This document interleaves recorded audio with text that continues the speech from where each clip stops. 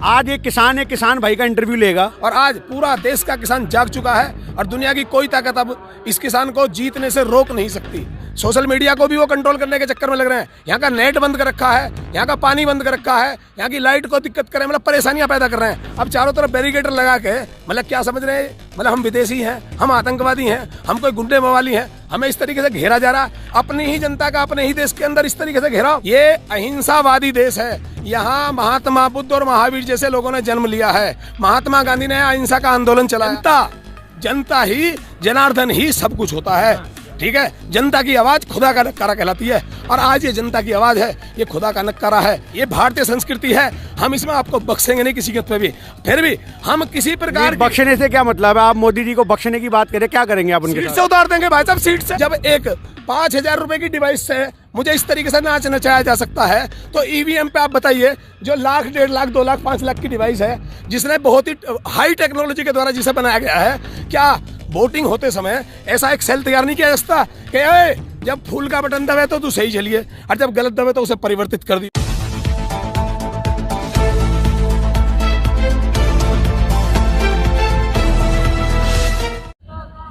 मैं गिन्नी सानी लगातार गाजीपुर बॉर्डर से आपके साथ जुड़ा रहता हूं। आपको पता होगा आज एक किसान भाई का इंटरव्यू लेगा क्योंकि उनकी रणनीतियां बहुत अच्छी लगी हमें सुनने में। तो सबसे पहले तो हम उनसे ये पूछना चाहते हैं कि आज 26 जनवरी के बाद जो अचानक से आंदोलन का नियम मोड़ आया है, उसे आप किस तरीके से देखते हैं? आपका नाम? मेरा अशोक सरोई नाम है, मैं बुलंदशहर से हूँ और मैं बहुत पुराना किसान यूनियन का कार्यकर्ता हूँ। मेरे भाई ने इस किसान यूनियन के लिए बलिदान भी दिया। मेरे बड़े भाई थे विजेंद्र सिंह सरोई, तो मैं उनका छोटा भाई हूँ। और मैं ये कहना चाहता हूँ कि जो हमारी ये जो 26 जनवरी के बाद जो भी हुआ है, वो प्रकृति ने एक ऐसा मोड़ दिया है कि आज आंदोलन पूरे देश के कोने कोने में घर घर तक पहुंच चुका है। देखो, मैं एक बात कहनी चाहूँगा कि कृषि प्रधान के साथ साथ ये भावना प्रधान भी देश है। तो जिस दिन से मतलब ये हमारे टिकैत जी के 2 आंसू निकले आंखों से, बस एकदम हृदय परिवर्तन हो गया पूरे देश का। और आज पूरा देश का किसान जाग चुका है और दुनिया की कोई ताकत अब इस किसान को जीतने से रोक नहीं सकती। हम यहाँ आए हैं और जीत के जाएंगे। मतलब आपके हिसाब से टिकैत जी के 2 आंसुओं ने पूरा हिंदुस्तान खरीद लिया, इस बारे में आप क्या कहना चाहते हो? ये आप गलत शब्द प्रयोग कर रहे हैं, खरीद नहीं लिया। फिर आपने कहा कि 2 आंसुओं के बाद आंदोलन बदल गया। मैंने ये कहा कि ऐसा है, आप मेरी बात को समझिए, भावना प्रधान भी ये देश है। अच्छा। मैंने ये कहा, मतलब पत्रकार की तरह से बात मत करो, आप इस तरीके से बात करो जो वास्तविकता हुई है। वास्तविकता ये है कि हम भावना प्रधान है, मतलब देश भावना प्रधान है। केवल ऐसा नहीं कृषि प्रधान देश है। पहले कृषि प्रधान देश ने मोदी जी को मतलब उस सीट तक पहुंचाया, बिना कृषियों के, मतलब बिना कृषकों के मदद के, बिना किसान की उसके वोट के कोई भी अगर एक भी ऐसा MP MLA आप दिखा दें जो जीत के वहां तक पहुंचाओ, या मोदी जी खुद आके कहते कि मुझे किसी किसान ने वोट नहीं दी, ठीक है। नहीं, मोदी जी तो लगातार कहते आए हैं कि ये लोग किसान नहीं हैं, ये लोग आतंकवादी हैं। आपने देखा होगा मोदी जी को। हाँ। अब हमारा सवाल ये है कि जब एक तरफ मोदी जी कहते हैं कि लगातार किसानों को आतंकवादी का गोदी मीडिया टैग देती आई है, खालिस्तान का टैग देती आई है, फिर मोदी जी कहते हैं कि हम किसानों से 1 कॉल की दूरी पर है, तो मोदी जी इसका भ्रमित है। मोदी जी एक तरफ तो कह रहे हैं कि ये किसान नहीं है और उसके बाद वो ये कह रहे हैं कि 1 कॉल की दूरी है। इसे कैसे देखते हैं आप? मैं ऐसा है, वो 1 कॉल की दूरी कह रहे हैं, वो ये नहीं कह रहे कि 1 कदम की दूरी पे हैं। यानी कि इसका मतलब वो सिर्फ हमें कॉल करेंगे, आएंगे नहीं कभी हमारे सामने। अच्छा है, तो मैं ऐसा मानता हूँ कि वो सामने आने लायक नहीं है, इसलिए कह रहे हैं कॉल की दूरी पे हूँ मैं, कदम की दूरी पे नहीं हूँ मैं उनसे। हम कह रहे हैं हम उनसे केवल 1 कदम की दूरी पे हैं, वो हमें बुलाएं, एक सेकंड के अंदर हम उनके सामने हाजिर होने के लिए तैयार हैं। नहीं, मोदी जी तो लगातार 10 बार पहले भी बुला चुके हैं, तब आप हाजिर हुए हैं, तब उसके बाद क्या रहा? कोई नतीजा थोड़ी निकला। हमें कोई हिटलर से, मतलब ये तो अपनी वो हिटलर साही दिखा रहे हैं, उन्हें तो अपनी बात मनवानी है, उन्हें अपनी बात मनवानी है, ना कि हमारी कुछ सुननी।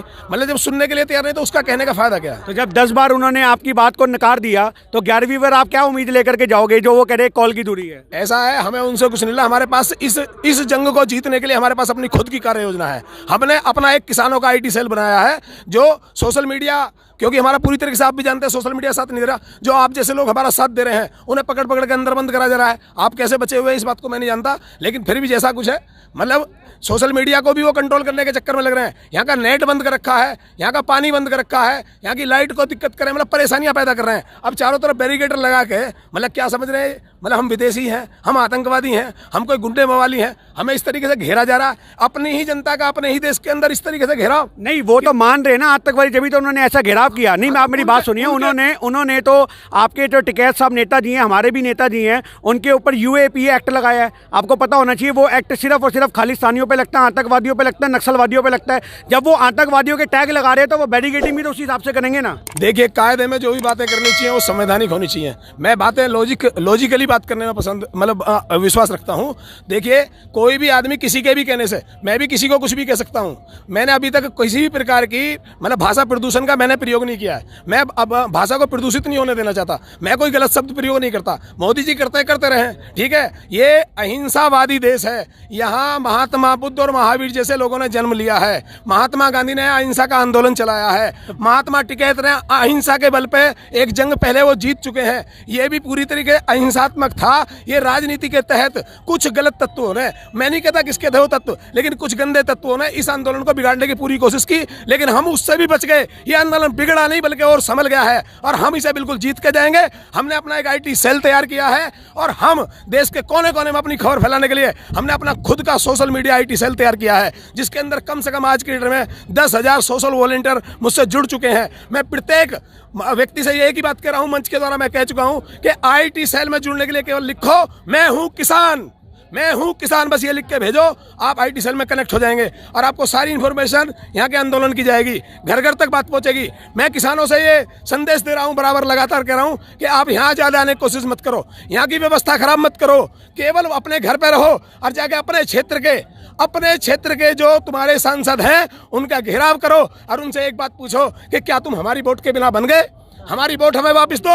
राइट टू रिकॉल का अधिकार बेशक ना हो, लेकिन अगर जनता चाहे तो मुकदमा ठोक सकती है और किसी को भी वापस बुला सकती है। ऐसी बात नहीं है। जनता ही, जनार्दन ही सब कुछ होता है, ठीक है। जनता की आवाज़ खुदा का नक्कारा कहलाती है और आज ये जनता की आवाज़ है, ये खुदा का नक्कारा है। इस देश के 6,64,435 गांव तक मेरी आवाज़ पहुंच चुकी है। मैंने ऐलान कर दिया है कि मोदी जी, आप किसी भी हाल में अब की बार दोबारा चुनाव अब करा लो और करा के हमसे जीत के दिखा दो। एक बार तुमने बेवकूफ़ बनाया, 2 बार तुमने बेवकूफ़ बनाया, ठीक है। आपका असली चेहरा हमारे सामने आ चुका है। आप वाकई बहुत ही बुरी तरह से किसानों को पस्त करना चाहते हैं। उनकी ज़मीनों पर नज़र, हमारी माँ पर नज़र, जो माँ पर नज़र करेगा वो छोड़ देगा हिंदुस्तान के अंदर। ये भारतीय संस्कृति है, हम इसमें आपको बख्शेंगे नहीं किसी पे भी।